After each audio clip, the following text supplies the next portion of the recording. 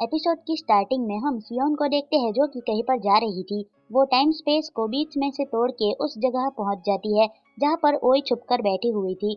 वो रोते हुए कहती है कि तुम ही उसे यहाँ लाई थी ना। वो मॉन्स्टर तो इस दुनिया का है ही नहीं, उसे हराना नामुमकिन है। सियोन कहती है, क्या तुम योगिरी की बात कर रही हो? आखिर उसमें ऐसा क्या खास है, उसमें क्या पावर्स है? वो ओई की नाइफ से पूछती है कि ये ऐसा बिहेव क्यों कर रही है, तो वो नाइफ बोलती है कि ओई ने जैसे ही योगिरी को एग्जामिन किया तब से वो डरी हुई है और बहुत ही अजीब बिहेव कर रही है। नेक्स्ट सीन में हम हानाकावा को देखते हैं जो कि रो रहा था और कहता है कि मुझे जाने दो। ल्यूट कहता है कि तुम उसके क्लासमेट हो ना, मुझे पता है कि तुम उस योगिरी के बारे में जानते हो। तो हानाकावा कहता है, वैसे भी तुम उसका कुछ नहीं कर सकते, तुम हार ही जाओगे। जिस पर ल्यूट कहता है, अभी भी हमारे पास चांस है। हमारे मास्टर की छोटी बहन अभी भी अंडरग्राउंड है। वो दिखाता है कि उसके पास उसकी छोटी बहन को आजाद करने की एक चीज है। हानाकावा वहां से भागने की कोशिश करता है, लेकिन ल्यूट उसे पकड़ के कहता है, तुम भाग नहीं सकते, और उसे ले जाते हुए कहता है, अब तुम ही मुझे बताओगे कि मैं उस योगिरी तक कैसे पहुंच सकता हूँ। उसके बाद हम किंग को देखते हैं जो कि कह रहा था, रॉयल किंगडम के पास तुम लोगों के पावर को खत्म करने की ताकत होती है। वो कहता है, मेरे तुमसे दूर जाते ही तुम्हारी सारी उंगलियां डीजनरेट हो जाएगी, तो फिक्र मत करो। वो जाते हुए कहता है, तुम लोगों का सिर्फ एक ही गोल है, अंडरग्राउंड डार्क लॉर्ड को हरा दो और बच जाओ। फिलहाल योगिरी कहता है यही मौका है। तभी तोमोचिका चिल्ला के सबका अटेंशन अपनी ओर कर लेती है। अब सारे लोग इन दोनों को देखते हुए कहते हैं, अरे टोमोचिका तुम तो जिंदा हो।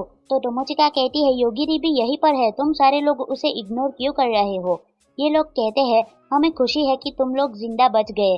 उसके बाद सीन शिफ्ट होता है और हमें डिवाइन किंग को दिखाते हैं जो कि अपने घर वापस लौट गई थी। यहाँ पे होलारिस नाम का एक बंदा उसको वेलकम करते हुए कहता है कि मैं सिक्योरिटी के लिए हूँ, इसका काम है सबका वेलकम करना। वो कहता है, योर हाइनेस आपको देखकर खुशी हुई। वो कहता है कि मेरे साथ चलिए, मैं आपका घर दिखाता हूँ। अब ये लोग एक घर में आकर बैठे थे और ये बंदा पूछता है कि क्या आपने डीमन लॉर्ड को हरा दिया?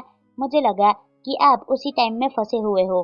तो डिवाइन किंग बोलती है, वो हार चुका है और हम लोग जीत गए। लेकिन तभी ये पूछता है कि आपको डार्क की के बारे में पता है? जिस पर डिवाइन किंग मना करती है। तो यह बंदा उसी चाबी को बाहर निकालते हुए कहता है, अंडरग्राउंड डीमन अभी भी जिंदा है। हम देखते हैं कि उसका इफेक्ट डिवाइन किंग के ऊपर पड़ रहा था और देखकर लगता था कि वो पैरालाइज्ड हो चुकी है। उसके बाद इधर टोमोचिका और योगिरी याज़की से बात कर रहे थे।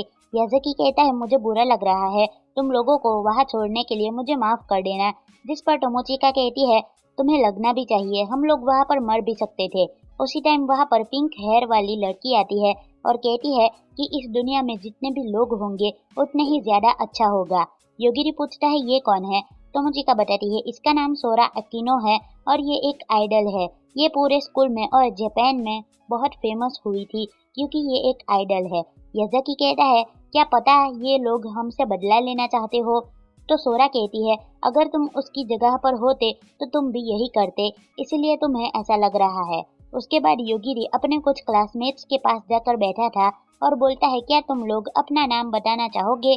तो ये बोलते हैं, पूरी ट्रिप में हम लोग तुमसे बात करते हुए आ रहे थे, याद तो है ना?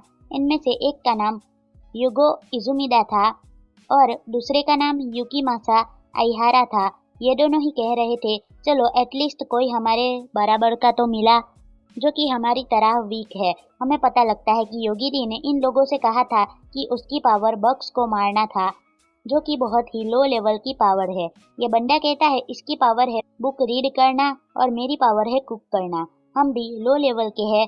उसी टाइम वहाँ पर एक सस्पिशियस बंदा आता है जिसका नाम फुकाई था। ये कहता है, क्या यहाँ पर योगिरी है? मुझे उससे कुछ जरूरी बात करनी है। फिर टोमोचिका का रूम दिखाते हैं जहाँ पर ये लोग बात कर रहे थे कि कैसे लड़कों ने ग्रुप बना लिया है, और ये बताती है कि उस ग्रुप का नाम एरोगे ग्रुप है। उसमें 3 मेंबर्स है, शिन्या, उसियो, केइची मोनाकाता और मित्सुओ याताते। वो बताती है कि इन तीनों ने मिलकर एरोगे ग्रुप बनाया है जो कि बहुत ही वियर्ड है। उसकी दूसरी फ्रेंड बताती है, उसके नाम और उसके काम बिल्कुल मैचिंग मैचिंग है, साथ में उनकी स्किल्स भी ऐसी ही है। वो बताती है, शिनिया की स्किल है कि वो टाइम को स्टॉप कर सकता है, केजी की एबिलिटी है कि वो वॉल्स के आर पार देख सकता है, उस पे एक्सरे विजन है और मित्सुओ तो सबसे ज्यादा अजीब है, वो टेंटिकल्स को यूज कर सकता है। उसी टाइम उनके दरवाजे पे ये दोनों लड़कियां आती है और कहती है कि हमें अभी के अभी योगिरी के पास जाना होगा। हम लोग फुकाई को देखते हैं जो कि कह रहा था लॉर्ड ओकाकुशी। ये सुनकर योगिरी कहता है तुम कौन हो और तुम्हें ये सब के बारे में कैसे पता है। फुकाई बताता है कि हम सबको तुम पे नजर रखने का आदेश मिला था और हमारा मिशन भी यही था। योगिरी कहता है लेकिन ये सब करने के लिए किसने कहा और तुम्हारे पीछे कौन है। फुकाई कहता है हमें तो ये भी कहा गया था कि तुमसे दूर रहना है और कभी भी तुम्हारी आंखों में नहीं देखना है, नहीं तो तुम हमें इंस्टेंटली मार सकते हो। वो अपनी ही आंख निकालते हुए कहता है लेकिन अब मुझे इसकी कोई जरूरत नहीं है।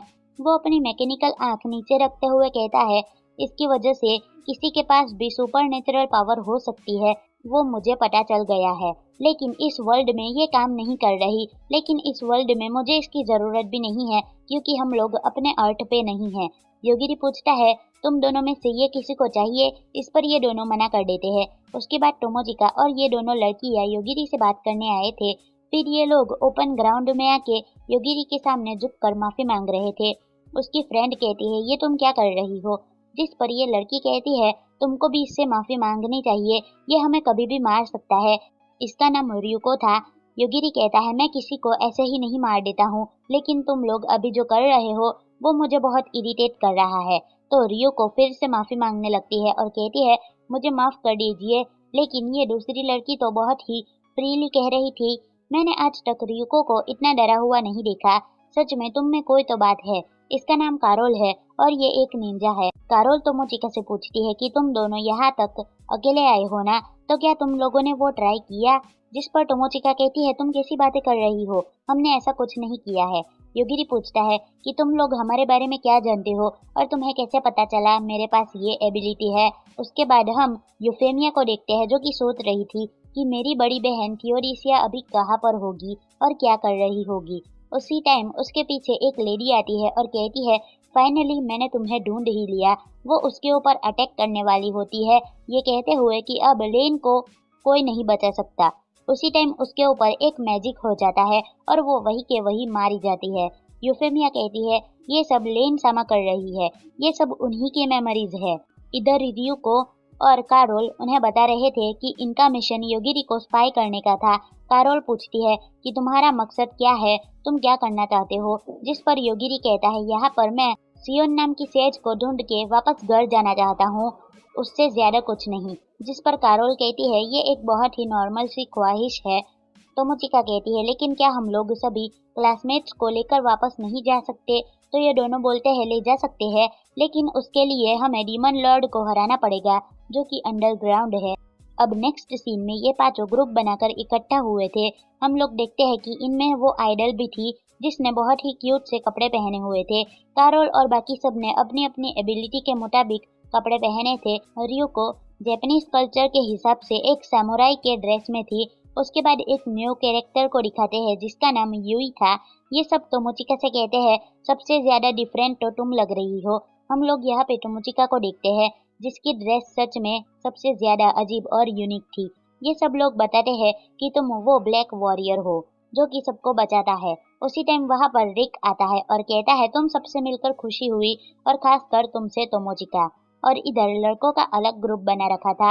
एक्चुअली में ये लोग उस डीमन लॉर्ड तक पहुंचने का रास्ता ढूंढ रहे थे और इन लोगों को यहाँ पे रिक का छोटा भाई डेविड मिल जाता है। एक्चुअली में रिक और डेविड भी यहाँ पर सेम काम से आए होते हैं। उसके बाद कारोल अपनी एबिलिटी को यूज कर रही थी। उनके ऊपर मॉन्स्टर्स ने अटैक कर दिया था और ये लोग फाइट के बीच में थे। रिक कहता है शायद मुझे फाइट करने की जरूरत नहीं पड़ेगी, ये लोग ही सबसे ज्यादा पावरफुल है। टोमोजिका रिक से पूछती है कि तुम यहाँ पर क्यों आए हो। जिस पर रिक कहता है डीमन लॉर्ड को मारने के लिए, मैं डिवाइन किंग जो हूँ। उसी टाइम यूई और वो आइडल इनके पास आते हैं और कहते हैं माफ करना तुम्हें इंटरेक्ट करने के लिए। ये आइडल बोलती है कि हम लोग यहाँ रहेंगे तो शायद से ही हमें तुम्हें प्रोटेक्ट करने की जरूरत पड़ेगी, तुम लोग आगे जा सकते हो। टोमोजिका के सामने एक मॉन्स्टर होता है और वो सोच रही थी कि उसका फिजिकल अटैक उस पर काम करेगा कि नहीं, तो मोको मोको आकर बताती है सोचो मत और अटैक करो, उस पर काम करेगा। क्योंकि वो एक ह्यूमन फॉर्म में है। अब तोमोचिका उसके ऊपर अटैक कर देती है और उसकी तो हड्डी ही टूट जाती है। वो अपने स्वॉर्ड से इसके मुंह पर अटैक करती है। इतनी फास्ट रफ्तार देखकर ये सभी लोग हैरान हो जाते हैं। तोमोचिका तो सबसे पावरफुल है। इसके बाद हम योगिरी को देखते हैं जो कि अपनी एबिलिटी यूज नहीं कर रहा था। वो कहता है स्वॉर्ड को रख दो और स्वॉर्ड अपने आप ही उस मॉन्स्टर को हरा देगी। और कुछ ऐसा ही होता है। योगिरी बिना प्रैक्टिस के ही स्वॉर्ड चलाना सीख गया था। ये देखकर डेविड कहता है इतनी अच्छी तलवारबाजी तो मुझे भी नहीं आती है, ये तुमने कैसे किया? योगिरी कहता है क्या मैं अपनी वो बग मारने वाली टेक्निक यूज कर सकता हूँ? जिस पर ये दोनों मना कर देते हैं। इसके बाद इधर हानाकावा और ल्यूट इस सिटी में आ चुके थे। एक्चुअली में ल्यूट यहाँ पर अपने मास्टर की छोटी बहन मतलब कि अभी करंट डीमन लॉर्ड को ढूंढने आया था। हानाकावा कह रहा था तुमको देखकर तो ऐसा लग रहा है कि तुम यहाँ पर पहली बार आए हो। फिर यूफेमिया किसी रास्ते से बहुत उदास होकर जा रही थी। तभी उसके ऊपर एक घोड़ा अटैक कर देता है और वो सिर्फ एक ही शब्द बोलती है कि स्टॉप, और वो घोड़ा रुक जाता है। उसी टाइम वहाँ पर एक छोटी बच्ची भागती हुई आती है और कहती है शुक्रिया, आपने इसे रोका। जैसे ही हम लोग उसका चेहरा देखते हैं हमें पता चलता है कि ये तो लेन का सेकंड फॉर्म है। यूफेमिया उसका नाम पूछती है तो वो उसका नाम रिजली बताती है। हम लोग यहाँ हानाकावा और ल्यूट को देखते हैं जो कि एक छोटा सा ब्रेक लेते हैं। ल्यूट पूछता है कि डीमन लॉर्ड के आदमी तक जाने का रास्ता कहाँ से है। इस पर हानाकावा बोलता है मुझे नहीं पता है। तो ल्यूट एक मेड को रोक कर बोलता है कि आज यहाँ पर कोई फेस्टिवल है। इस पर मेड कहती है आज सबसे बड़ा फेस्टिवल है क्योंकि आज सारे सेज कैंडिडेट्स आ चुके हैं। हानाकावा कहता है इसका मतलब योगिरी भी यहाँ पर होगा। अरे नहीं, वो देखता है कि एक साइड इसके क्लासमेट्स बैठे होते हैं तो वो कहता है कुछ करो, वो हमें पहचान लेंगे। तो ल्यूट अपना मैजिक यूज करके दोनों को यहाँ से गायब कर लेता है और मन में कहता है अब तो मैं इनके पास जाकर उनकी बातें सुन सकता हूँ। ये लोग बहस कर रहे थे कि योगिरी को इतनी सुंदर लड़की कैसे मिल गई, जबकि हमारे पास तो उससे भी ज्यादा अच्छी पावर्स है, हम उससे ज्यादा पावरफुल है। उसी टाइम वहाँ पर कोई लेडी आती है और पूछती है क्या तुम लोग सेज कैंडिडेट्स हो? जिस पर ये तीनों कहते हैं हाँ हम हैं और हम बहुत पावरफुल भी है, आपको क्या काम है? जिस पर ये अपना हुडी उतारती है तो हमें मालूम पड़ता है कि ये तो आया का है। इसको देखकर ये तीनों ही शॉक हो जाते हैं और कहते हैं तुम जिंदा कैसे हो? आया काशिनिया पर अटैक कर देती है और उसे नीचे गिराकर बहुत ही बेरहम तरीके से मारने लगती है। ये बंदा अपने टेंटिकल्स से उसे रोकने की ट्राई करता है लेकिन वो उसके टेंटिकल्स ही तोड़ देती है। वो उसको इतनी बेरहमी से मारती है कि वो तो मर ही जाता है। हानाकावा और ल्यूट तो ये देखकर काफी हैरान थे और कह रहे थे कि ये क्या है। आयाका कहती है मुनाकाटा ये याद रखना, अब हर रोज तुम में से मैं एक इंसान को मारूंगी, ये मेरा रिवेंज लेने का तरीका है। हानाकावा कहता है मेरे हिसाब से तो आयाका मारी गई थी लेकिन वो अभी रिवेंज लेने निकली है, इस हिसाब से तो वो मुझे भी मारने आ जाएगी। अरे नहीं। उसी टाइम यहाँ पर सियोन आती है और कहती है क्या तुम सेज कैंडिडेट हो? अगर मैं गलत नहीं हूँ तो तुम्हारा नाम हानाकावा है ना? हानाकावा कहता है अगर आपको कोई दिक्कत नहीं है तो मैं यहाँ से चलता हूँ। ल्यूट कहता है कि जाने का कोई फायदा नहीं है क्योंकि ये बहुत ही पावरफुल है। सियोन कहती है मुझे तुमसे ज्यादा कुछ नहीं चाहिए, बस मुझे ये बताओ कि योगिरी कौन है। तो हानाकावा योगिरी की सारी बातें सियोन को बता देता है जो कि उसको पहले से ही पता होती है। ल्यूट कहता है आप योगिरी को मेरे ऊपर छोड़ दो, मैं ही उसको मार दूंगा। हानाकावा कहता है देखो जो भी मुझे पता था मैंने तुम्हें बता दिया, अब हमें ये बताओ कि हम उस डीमन लॉर्ड के पास अंडरग्राउंड कैसे जा सकते हैं। तो सियोन कहती है हाँ सही कहा, तुम्हारा काम हो गया। और तभी हानाकावा के ऊपर एक लाइट आती है। वो कहता है मुझे अभी नहीं मारना, लेकिन उसके ऊपर तो काफी सारी क्रीम गिर जाती है। वो कहता है ये क्या था? सियोन कहती है मैंने तो तुम्हारे ऊपर रेस मारी थी, ये क्रीम कैसे बन गई, क्या गड़बड़ है? फिर सियोन कहती है चलो कोई नहीं, तुम लोगों को अगर उस डीमन लॉर्ड के पास अंडरग्राउंड जाना है तो तुम्हें एक टिकट की जरूरत पड़ेगी, उसे ट्राई कर लो।